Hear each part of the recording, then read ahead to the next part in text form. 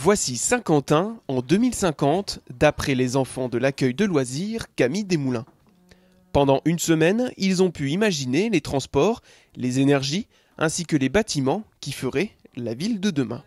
En fait, on va retravailler tout le plan de la ville de Saint-Quentin. On va réorganiser notre ville pour mettre des transports adaptés suivant les idées que les enfants ont eues. Et les enfants, eux, souhaitent avoir des transports, mais que des transports volants. Pour fabriquer une maquette de cette taille, Christelle est venue leur prêter main forte. Alors là, tout de suite, je suis en train de fixer une navette volante.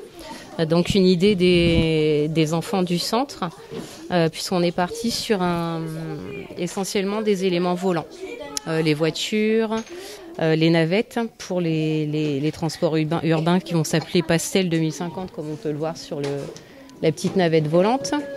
Et on a notre jolie mairie qui sera toujours présente et donc le centre-ville qui sera sorti de terre avec une forêt qui va remplacer le centre-ville en fait. Donc ça peut être des petites touillettes à café, ça peut être du fil de fer, ça peut être des boîtes, ça peut être des boîtes à œufs, enfin vraiment tous les petits éléments en fait, c'est vraiment fait avec de la récup. Il n'y a pratiquement pas eu d'achat. Au début on avait des morceaux de carton, on devait les couper. Après on les avait collés et après on les avait peints et on avait marqué dessus. On avait écrit ce que c'était et à quoi ça servait.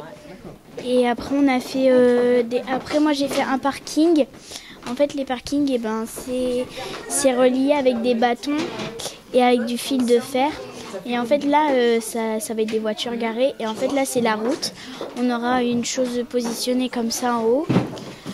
Voilà.